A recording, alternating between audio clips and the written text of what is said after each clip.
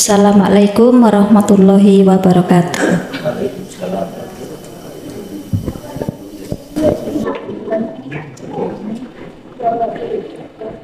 Kapunten saderenge. Nggih.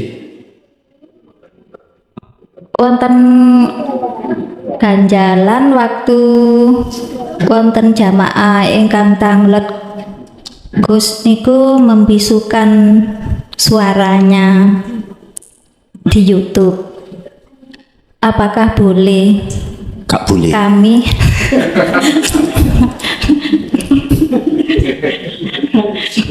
Nggih. Lanjut. kemudian kalau Gus bilang kalau saya sudah meninggal akan tahu siapa saya, kalau nantinya Gus siapa yang meneruskan pengajaran tauhid ini, ngoten mawon. Assalamualaikum warahmatullahi wabarakatuh. Waalaikumsalam warahmatullahi wabarakatuh. Nurun ala nurin yahdillahi linurihi mayyasha. Itu ranahnya Allah piyambak.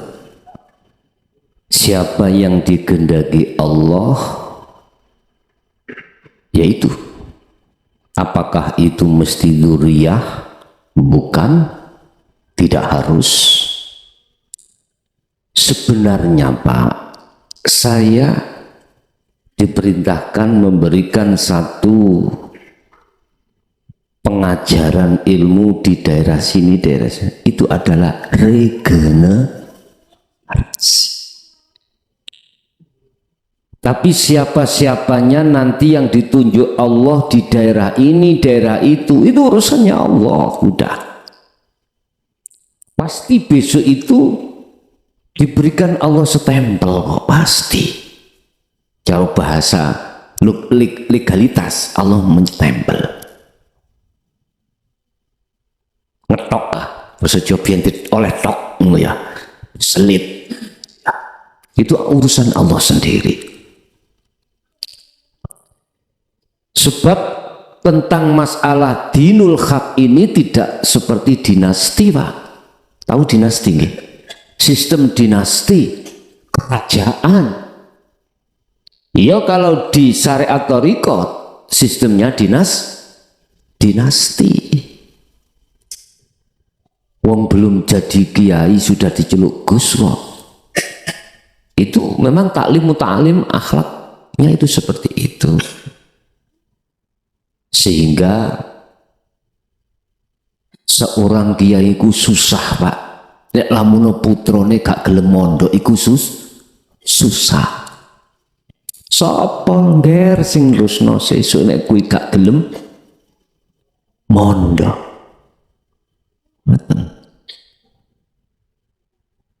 Kalau di dalam dinul haq, pengajaran tauhid la ilaha illa anta wa ana, tidak harus dzurriyyah. Malah akeh dzurriyyah iku koplak iku yo akeh. Ngerti koplak yo? Menceng. Ngapunten, wis iku ranai Allah, saya tidak mau mencampuri. Nggak mau menyampuri, udah siapa yang diperintahkan Allah. Kita masuk pada satu ayat gini, Pak, cuman kula mboten hafal. Ngeten. Setiap kaum itu Allah memerintahkan utusannya. Dalam kaum itu yang maksud tujuan itu supaya lugat bahasa bisa difaham. Jadi Allah tidak akan mengutus satu kaum utusannya itu kecuali dari unsurnya dari kaum itu sendiri. Sing mempunyai pengertian bahasanya bisa mudah diterima. Niki sekarang Pak translate. Nggih? Tahu translate nggih? Apa translate? Translate itu dialih bahasa. Bahasa Indonesia dialih bahasa Inggris bisa. Tapi apakah pengertiannya sama? Lagi yang saya belum tahu. Sebab bahasa Indonesia itu kayak bahasa, kalau bahasa Inggris cuma satu contoh. Bahasa Inggris mengatakan rice, apa? Nasi.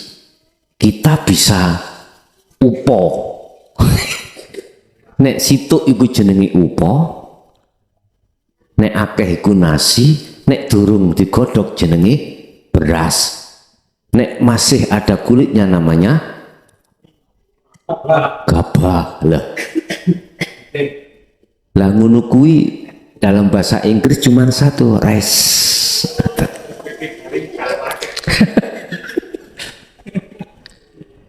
Cuman ketika mentranslate bahasa Indonesia ke bahasa lain itu, apakah maksud muktadul halnya itu sama? Muktadul apa? Istifhamnya itu sama. Kok istifham apa Pak? Muktadul makomnya itu sama. Makhlus syahidnya sama. Intinya sama. Iki yang ngerti itu ahli bahasa. Kalau saya bukan ahli bahasa tidak mengerti Pak.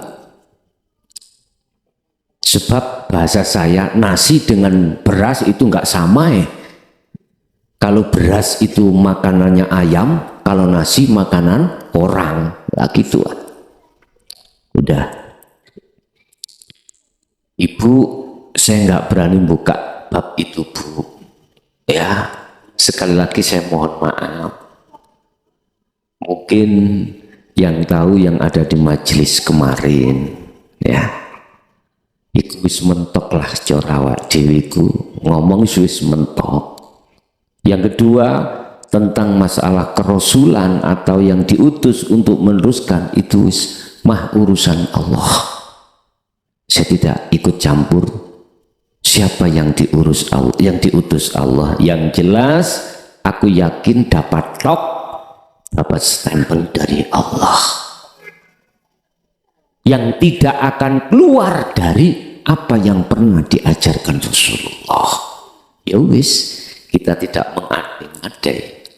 Yo mandar mati bareng kabeh sak donya lah penak lah ngoten nggih. Rombongan. Pun nggih Bu matur suwun dan sekali lagi mohon maaf. Nggih, ada lagi. Assalamualaikum warahmatullahi wabarakatuh. Saya pernah ditanya masalah sanad, apakah mutasil? Saya tidak menjawab, tapi saya hanya berpendapat pemahaman saya. Di Tauhid Hakikat ini, menurut saya, tanpa menelusuri sanad, menurut saya ya mutasil. Karena apa? Karena kita paham, kita tertarik dengan ilmu tauhid. Ini yang membukakan juga Allah sendiri. Jadi sambunglah, mutasil menurut saya. Apakah begitu Gus? Terima kasih. Assalamualaikum warahmatullahi wabarakatuh. Waalaikumsalam warahmatullahi wabarakatuh.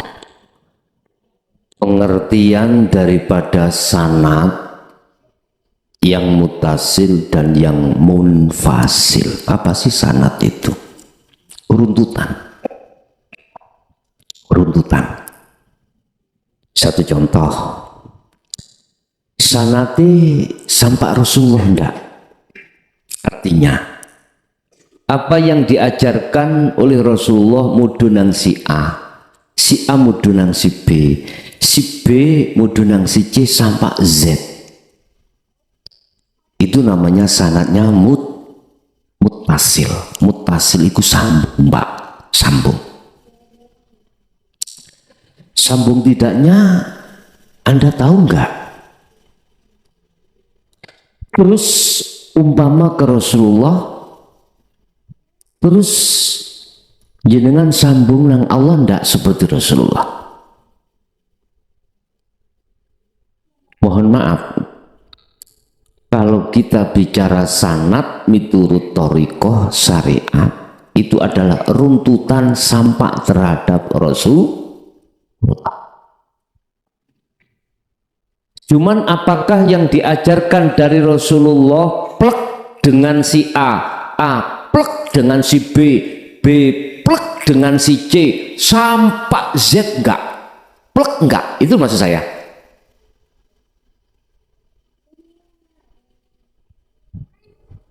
Ini kan timbul pertanyaan toh Pak ya. Kita percaya plek terhadap guru kita, lah gitu deh, terhadap mursyid kita. Begitu juga mursyid kita plek percaya pada. Cuman kalau saya tanya, pleknya bener enggak? Mudah saja. Sampai kepingin tahu plek enggak, itu mudah saja. Apa itu? Sambung nang Allah enggak hatimu. Udah itu aja. Ketika jenengan punya sanad, di situ kan ada amaliyahnya toh Pak. Di situ ada amaliyahnya yang disebut sebagai solo kholwat. Pertanyaan saya, dengan kholwat sistem yang dibawa itu bisa menyambungkan Anda ke Allah enggak? Kalau itu sudah sampai pada bisa ke musyahadah, berarti mutasil. Berarti mutasil. Pertanyaannya, apakah perlu dan penting kita tahu sanad-sanadnya? Kita harus tahu namanya si A tahu namanya si B, si C sampai Z sampai si A. Ini kita penting tahu enggak? Jawab saya relatif. Kalau di dunia thariqah penting Pak. Mengapa penting? Sampai ke urus jawabannya diri. Kalau di dunia hakikat, la ilaha illa anta wa ana, selain Allah tidak penting. Paham maksudnya? Dasari Al-Isra ayat 22. La taj'al ma'allah ilahan akhar. Selain Allah, ojo kok jejer nuning ibu. Terus ada pertanyaan, bagaimana hukumnya wasilah? Nah gitu toh. Si B, si C, si D. Ora apa-apa.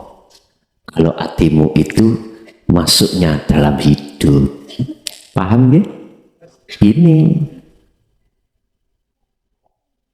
Ojo masuk pada makhluk. Makanya jawab saya relatif. Mutasil iku sambung Mbak. Pertanyaannya, sanad ini akan sambung manakala hatimu itu bisa sambung nang Allah. Imanmu tidak selain Allah. Tadi sudah saya buka bedah duduknya di Sirul Asal, tauhidnya la ilaha illallah. Lucu. Duduknya di Fana'u Dzikri, tauhidnya la ilaha illallah. Udah niki. Sehingga saya pun tidak menyalahkan Anda yang fanatik dengan sanad di dalam dunia thariqah. Itu sudah benar untuk menjamin. Tapi gini Pak, di dalam thariqah jenengan pasti akan mengenal namanya robitoh, ya. Robitoh, apa itu? Ketika si salik mau suluk harus menghadirkan mursyid dulu, wajahnya, karena ditengarai lantaran beliau kita bisa sowan nang Gusti Allah, tapi nyatanya mandek gak iso tutuk Allah. Wong aku takoni kok. Nggih. Terus apa rahasianya? Apa sebab kita itu seperti itu? Hanya satu jawabannya tadi. Allah sudah memperingatkan kita dalam surat Al-Isra ayat 22. Karena di dalam diri kita masih ada makhluk. Percaya enggak? Allah katakan, aku tidak butuh perserikatan. Olehnya saya menjalankan segala hal apapun. Artinya Allah gak butuh bantuan. Itu kalau sudah dimusyahadah memang begitu. Komentarnya begitu. Berhubung masih ada di muhadharah, mukasyafah, ya si hukum berlakulah makhluk Pak. Lantaran wasilah si berlaku. Tapi pertanyaan aku mosok jenengan mandek kuno terus. Janganlah, mana majunya. Nanti kalau panjenengan mandek teng mriku khilaf Pak mengki. Banyak perbedaan. Kalau sudah terjadi perselisihan, si bendera merah pasti mengatakan hijau salah. Yang benar sing merah. Si hijau begitu, belum lagi si bendera putih. Yang benar si putih, bukan si merah. Itu sampai jumlah 73 golongan. Terus seperti itu, kempiung karpe dewi. Masa sih umat Islam bertengkar terus gara-gara beda bendera, beda mazhab, beda keyakinan? Kapan hal itu Anda sudahi? Kapan? Habisnya. Udahlah. Itu akan berhenti perselisihan itu manakala sama-sama kita wada'u ila rabbik, kembali kepada Tuhan. Kembali pada Allah Subhanahu wa ta'ala. Udah, solusinya hanya di situ. Di mutasil secara hakikat itu sambungi tali antara ruh dengan Allah itu Pak. Fungsinya tali itu Al-Baqarah 256, yakfur bit-taghut, menghilangkan imanmu terhadap taghut, wa yu'min billah, kemudian imanmu hanya pada Allah. Dan atau bisa diartikan yakfur bit-taghut ini adalah membersihkan hatimu dari cinta selain Allah. Setelah itu wa yu'min billah, cintamu hanya pada Allah. Hanya itu. Ini sebetulnya sudah jelas loh Pak. Gamblang, transparan, mana yang harus kita dustakan. Mengapa kita masih tidak ada satu keyakinan bahwasanya ajaran Rasulullah di jalur dinul haq ini nggak benar? Sampai kapan kita? Saya ingatkan rahasia mengapa kita belum bisa untuk beriman di situ hanya satu, karena kita telah jadi budaknya hawa. Udah, titik itu aja. Udah. Saya juga sering dapat pertanyaan seperti panjenengan Pak. Bahkan pertanyaannya tentang jenengan torikohnya apa gitu. Saya ditanya seperti itu, tak jawab baik, seluruh aktivitasiku menjadi torikohku. Sholat ikut torikohku, ngaji torikohku, makan torikohku. Ketika kelaksanaan ilmunya syariat, itulah hakikatnya apa? Ya, madepe ati nang Allah itu. Caranya bagaimana? Ini, ya udah. Dengan begitu bukan berarti saya menyalahkan thariqah yang muktabaroh sekarang. Enggak, silahkan. Cuman saya boleh bertanya, berapa tahun kau mengamalkan di dalam thariqah, hatimu sudah usul Allah belum? Jawab sendiri-sendiri aja. Kalau belum, kau harus evaluasi. Sebab apa? Apa sebab? Ternyata jawaban cuma satu. Kau belum melepaskan dirimu dari dirimu. Itu aja. Boro-boro melepas diriku dari diriku, melepas makhluk lain guruke belum bisa kok. Melepas diriku dari diriku.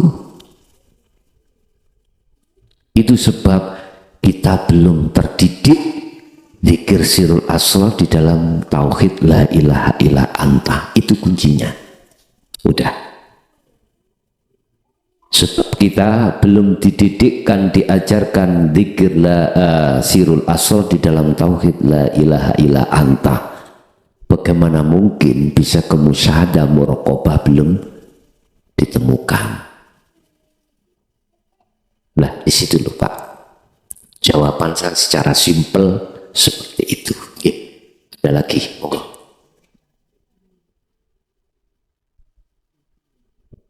Tinggal seprapat.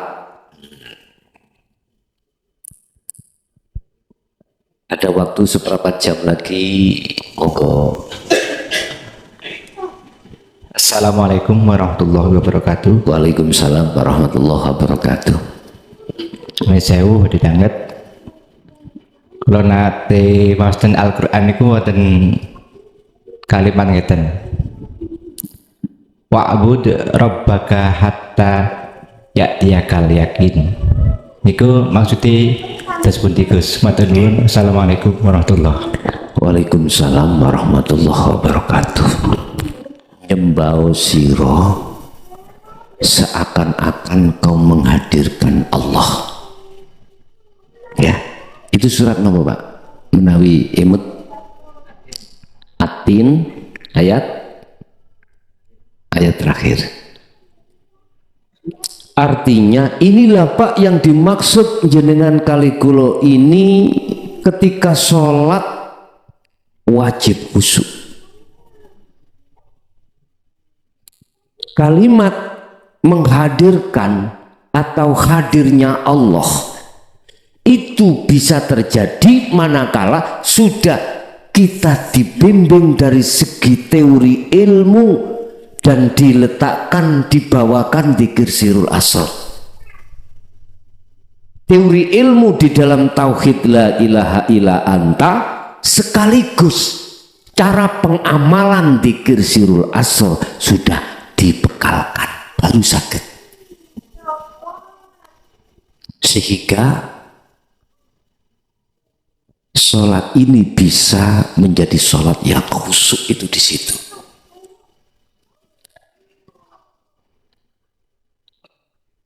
Qad aflaha, sungguh betul-betul bejo, beruntung sopo al mukminun, piro-piro wong sing beriman. Alladzina-hum, lah mereka itu sholatnya itu alladzina-hum an sholatihim khoshi'un. Apa? Ma'rifatnya Allah. Ini kalau kita masuk pada pasal berapa itu kitab hikam itu gini Pak. Semua amaliyah sekecil apapun harus kau landasi makrifat Allah. Dan amaliyah itu nanti akan dijadikan sebagai nilai nyembah. Amaliyah apapun. Sholat, apakah amaliyah di luar sholat secara syariah? Anda bekerja, ini termasuk salah satu amal. Bagaimana menjadi nilai nyembah dengan Allah dari semua.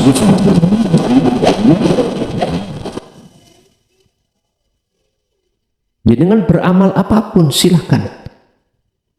tapi harus kau landasi dengan hati makrifat pada Allah. Sehingga di situ jangan kau anggap sedikit amaliyah sedikit yang disertai makrifat Allah. Justru ini lebih besar daripada besarnya amaliyah yang tidak didasari dengan makrifat pada Allah. Terus akhirnya muncul angen-angen ngeten, Pak. Iya ya, saya menanam biji kacang satu saja akan tumbuh dan menghasilkan berbagai biji. Tapi bagaimana saya menanam kulitnya saja 1 hektar, apakah akan muncul bijinya? Nggak akan muncul. Justru yang muncul suket, Pak. Alang-alang rumput gitu. Tadi saya bertanya, apakah akan muncul tumbuh namanya kacang? Tidak akan mungkin. 1, 2, saya menanam biji kacang sekalian kulitnya. Cukup enggak, Pak? Biji sak kulite. Cukup enggak? Cukup. Terus kulitnya mana? Hilang toh, jadi tanah lagi. Tapi muncul kulit lagi enggak nanti? Muncul. Apa fungsi kulit? Untuk mengamankan isi. Artinya syariat itu penting di saat-saat momen yang menurut situasi dan kondisinya. Syariat itu akan lepas dalam dirimu manakala momen-momen di mana kau ada di musyahadah. Bukan perkara ini orang yang sudah di musyahadah itu terus totalitas meninggalkan sholat secara syariat. Enggak. Lihat kondisimu gendeng apa gak gendeng. Nggak ngoten tok mulai, gak usah bingung-bingung. Akalmu hilang apa enggak? Ketika detik di musyahadah hilang, ya sudah, free. Apabila tidak hilang, ya gak free. Paham maksudku? Nah, tinggal pertanyaannya gini dulur, wis kita nggak usah berdebat, berkhilaf. Apapun yang dihadapkan Allah aktivitas dalam dirimu sekecil apapun, dasari dengan makrifat. Itulah Bapak yang dimaksud menyembah terhadap Allah dan kehadiran Allah. Otomatis prosesnya dari sirul asror, buka ada di situ, Pak. Makanya kita yang bersyariat saja, coba kalau didasari ngertos, mengerti dan melaksanakan sirul asr, jenjem Pak, sampai jenjem sekali. Jadi perbedaan aktivitas jasmani gak usah dibedakan. Sing penting opo sing dihadapno Allah terhadap diri kita setiap saat dan waktu sekecil apapun, unggangi dengan makrifat pada Allah. Udah titik. Ya, ada lagi. Monggo. Oke.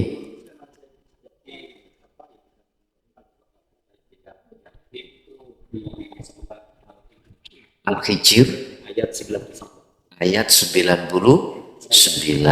Al-Hijr ayat 99. Matur suwun. Makanya kita ngaji perlu koreksi ya.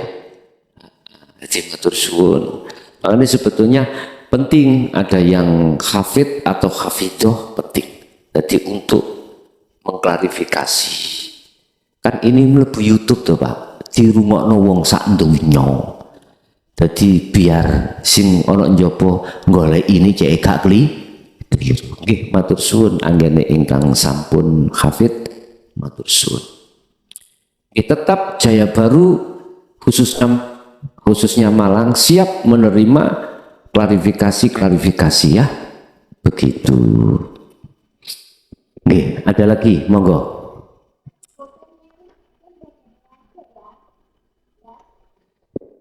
Al-Hijr ayat pinten lo? 99. Akhir surat nggih Al-Hijr. Waktu tinggal 10 menit. Monggo. Assalamualaikum warahmatullahi wabarakatuh. Waalaikumsalam warahmatullahi Sugeng Gus Murtalson. Waalaikumsalam. Pangestu. Asallah. Nggih. Mbah, siapa jenenge? Mbah Gong. Mbah G. Monggo Mbah. Ya alhamdulillah kali Allah Subhanahu wa taala kula winginane kula kali santri-santri kula saged sowan mika. Alhamdulillah. Niki nggih nderekaken wong buntut ae. Ngapunten dari tanglet niki perkawis mungkin nggih ten YouTube ataupun istilahipun sederek-derek kadang kinasih kula sedaya sami mangertosi boten amargi kula nguroni atau boten kula namung istilahipun keranten ati rasane dadi dulur kula tanglet mawon kersane menawi derek-derek ingkang boten paham kersane paham Gus nggih. Iya, monggo, monggo. Niku perkawis ya ayyatuhan nafsul mutmainnah irji ila rabbiki telu panjenengan jelasaken mawon Gus kula boten kersane jenengan mawon sanes kula. Dan di situ yang menjadikan menarik saya ada kalimah rodiyata mardiyah. Iki kula tertarik banget. Jiwa, wahai jiwa yang tenang, kembalilah pada Tuhan. Kita sudah diingatkan Pak, dan lekas kembali pada Allah. Dan kita tidak akan pernah bisa kembali kepada Allah manakala barzahnya masih ada. Ruh tidak akan bisa sampai pada Allah manakala hijabnya masih ada. Apa hijabnya itu? Itu tadi yang saya bahas mulai awal, yaitu syirik khafi. Ada iman selain daripada Allah. Yang Allah yang kami maksud bukan sebuah nama, bukan sebuah sifat, ataupun bukan sebuah zat. Itu yang dimaksud dalam hadits qudsi, ana aku. Quran juga ana aku. Harus ke situ. Mengapa dia dikatakan tenang, jiwa itu damai? Karena dia bisa kembali. Mafhum mukhalafahnya kebalikan kata, jiwa itu tidak akan pernah damai manakala tidak kembali pada Allah. Kuncinya kembali kita adalah di tauhid la ilaha illa anta wa ana, muncullah dzikir sirul asrar dan fana'ul dzikri. Rodiyatam mardiyah. Nah, ini ada kolerasi hubungan dengan dzikir sirul asrar dengan fana'ul dzikri, Pak. Bahasa wong mendapatkan sesuatu padha legoni. Lha ngaten ndak? Umpama bojoku iki meteng Pak, nyidam pelem. Tetangga saya itu punya pelem. Kalau nyuwun peleme setunggal garwa kula nyidam. Beliau memberikan bahkan sampai dipenek no dhewe. Ini kurodiyata dia. Rodiyata mardiyah. Ridho dan diridani. Waduh, itu sepakat itu. Setelah itu mengapa ada kalimat fadkhuli fi ibadi wadkhuli jannati? Otomatis dia sudah berada di dalam surga. Di dunia ini sudah apa? Ala inna awliya la khaufun alaihim walahum yahzanun. Itulah para kekasih Allah. Bener iki secara jasad ono tapi jiwanya ruhnya sudah apa sampai surga dari sesuk ngenteni kiamat? Enggak, sekarang. Sebab Rasulullah mengatakan ad-dunya mazra'atul akhirah. Iki tanduran iki tanduran akhirat. Mesti dadine akhirat. Nek tanduran dunya yo mung dunya kowe mawon. Akhirnya saged kula mastani ngeten, Pak. Para kekasih Allah itu walaupun jasate si ana dunya miturut pandangan basariah manungsa sejatine wis ana akhirat. Sebab apa? Sebab penghalang antara dunia dan akhirat, alam itu sudah tiada. Di Quran kan dikatakan apa? Pembatas alam dunia dan akhirat. Wa min waraihim barzakhun. Itulah alam barzah. Lah barzahmu hilang kok. Enggak ada. Dinding-dinding pemisah antara dirimu dengan Allah sudah tidak ada kok. Zahir sudah tidak ada, batin sudah tidak ada, awal sudah tidak ada, akhir sudah tidak ada. Lah wes. Iki teh, Pak. Oke, sangka banyu. Oke, iki susu, asalnya ya sangka.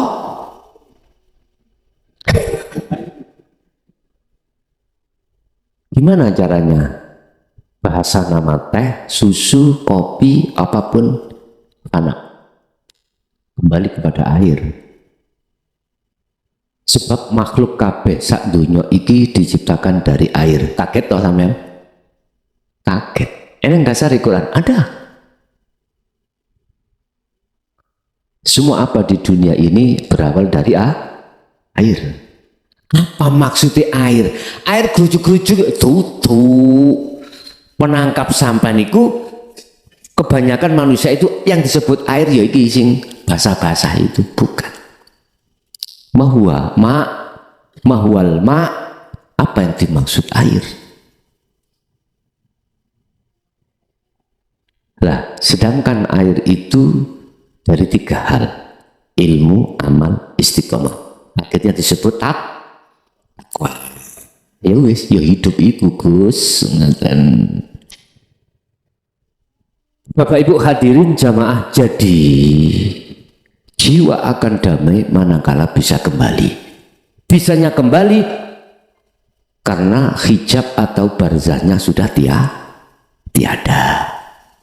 Jiwa itu tidak akan pernah damai manakala belum bisa kembali. Makanya ajaran sangkan paraning dumati kuis bener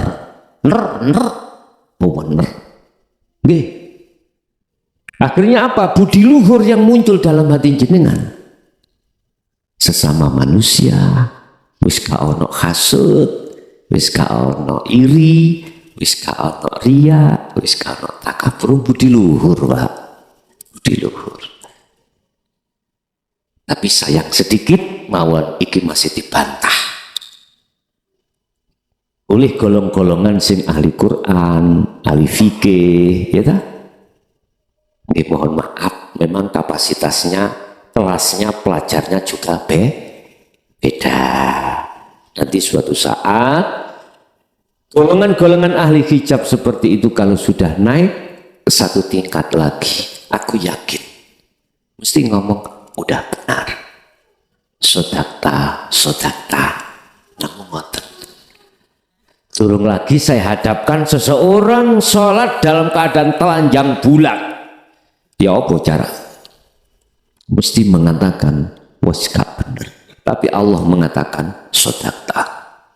Ya. Si Allah itu. Kita tidak tahu. Makanya pandangan ada boleh. Pandangan secara manusia atau mungguh manusia, indanas, sifat basariyah. Ada pandangan mungguh Allah, indallah, sifat basiroh. Nggak sama, Pak. Nggak sama. Makanya orang yang kelihatannya bagus, pakaiannya necis, pandangan manusia kita katakan bagus, belum tentu pandangan Allah juga bagus. Innallaha la yanduru ila suwarikum walakinnallaha yanduru fi qulub. Jadi Allah mandangnya itu status zahir ndak. Jenengan sugih melarat, Gusti Allah gak mandang itu. Jenengan jadi pejabat utawa gak, Allah gak mandang itu. jenengan menjadi orang yang alim atau orang yang tidak alim, secara syar'i Allah gak mandang itu.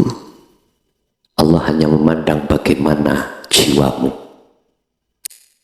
Seperti surat Al-Hijr ayat 99 enggak? Dan atau seperti surat Al-Mu'minun ayat 1-2 enggak? Terserah, semuanya dikembalikan pada jenengan. Yang jelas sudah Allah utus satu utusan untuk menyampaikan hal ini sebagai kabar gembira dan kabar peringatan. Jadi kabar ini ada yang menjadikan gembira, ada yang menjadikan peringatan.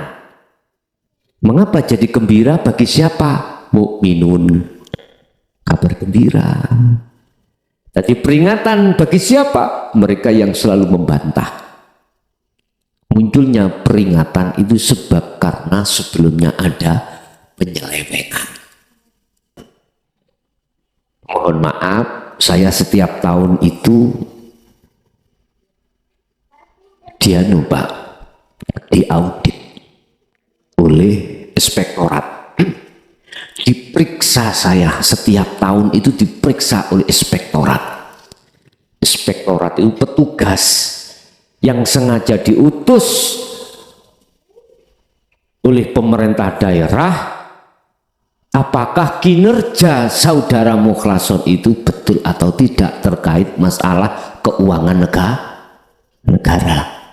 Setiap tahun Pak saya diaudit. Antara fisik dengan administrasi sama enggak? Balan enggak? Ngemet apa enggak? Kalau enggak met, udah bagaimana konsekuensinya? Saya pernah Pak balik no duit itu sekitar 12 juta hanya gara-gara KTP. Dua tempat dengan anggaran yang berbeda, juga dengan TPK yang berbeda. Artinya yang garap ini beda-beda orangnya. Dengan waktu yang sama ternyata apa yang kita laporkan KTP cuma satu. Udah, fisik ada badan. Salah ini. 12, Pak. Akan menurut kula 12 juta berapa gitu. Hanya gara-gara KTP ini sing ada di sini ini, mestinya KTP ini ternyata yang dibawakan ini KTP ini yang di sini. Salah ini. Padahal fisik ada. Karena apa? Secara administrasi salah. Walaupun secara fisik benar. Ini namanya gak emet Pak. Dengan waktu yang sama. Kecuali waktu nggak sama Pak. Kan di desa saya kan ada 3 dusun. Setiap dusun kan ada pekerjaannya masing-masing. Gitu Pak. Jadi dengan waktu yang sama, KTP ini sama. Ya udah, bahasa koordinasi saya terhadap inspektorat tetap nggak bisa, nggak ada solusi. Solusinya cuma satu, kembalikan bos. Ngono.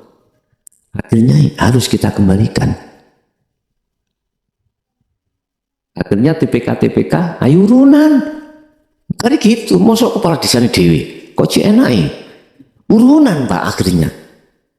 Jadi mulai dari pengurus TPK, terus perangkat desa urunan untuk mencapai 12, enggak dipangsul nih.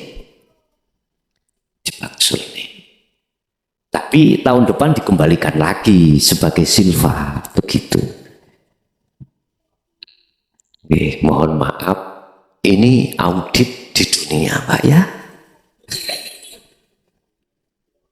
Belum lagi nanti audit di akhirat. Di dunia kita mohon maaf, lepaslah kita hukum di dunia. Mudah saja. Manusia butuh rokokan, gampang mawon. Wis sudah tidak menjadi rahasia umum sudah. Tapi bisa enggak keluar dari audit akhirat? sak ripis ini sik ketemu kok. Makanya mengapa aku sering katakan besok itu yang ditanya bukan saya ngotel atau enggak, yang ditanya sekarang besok itu son wargamu kok jak nang ndi, nang aku apa nang sak liyane aku, kok jak lari menuju aku kata Allah ataukah selain aku, itu Pak yang terberat Pak. Ya sudah, makanya sudah saya kasih Pak setiap dusun, ayo kalau mau buka ngaji tentang masalah ini, dalam arti saya mengajak untuk kembali pada Allah. Di setiap dusun saya kasih waktu. Nah 3 dusun itu hanya 2 yang mau. Sebetulnya yang 3 ini mau, cuma saya arahkan wis jadi 1 aja keakehan waktu. Kedua akan diproses nanti sing tautil biro. Tapi apa mungkin dompet yang tidak ada isinya itu dihitung? Tak mungkin. Tinggal pertanyaannya, kita itu kudu pintar-pintar melepas keakuan hamba. Setelah itu pasti muncul keakuan Allah dalam hal apapun. Makanya saya katakan tadi, sekecil amaliyah apapun yang terjadi pada diri kita, serahkan makrifat pada Allah. Jadi kesimpulannya, mengapa dikatakan jiwa yang tenang? Karena bisa kembali pada, mengapa bisa kembali? Karena tahu jalan. Mengapa bisa tahu jalan? Karena matanya tidak buta. Mengapa tidak buta? Asali buta, wis ditambah nonang undaan. Dioperasi. Operasinya dengan dokter yang khusus, alat yoiki sirul asror dan fanaud dikri. Tergabunglah 3 hal, ilmu, amal, istiqomah. Oke, ada lagi? Oh cukup wes kan? Lebih Pak. Sakno yang ngenten-ngenten ini gula. Nek cara gula saya nyaman mawon. Nggih, begitulah Bapak Ibu, matur suwun sedaya ingkang bertanya, ingkang rawuh. Sekali lagi barangkali ada sesuatu hal yang kurang berkenan, mohon maaf. Mungkin yang ada ganjalan pertanyaan lagi bisa lewat WA, nanti saya jawab. Mugia Bapak Ibu semua apa yang telah kita terima dari Allah, ilmu tersebut estu dados ilmu ingkang manfaat terhadap kita dan anak putu kita ila yaumil qiyamah. Lahumul Fatihah.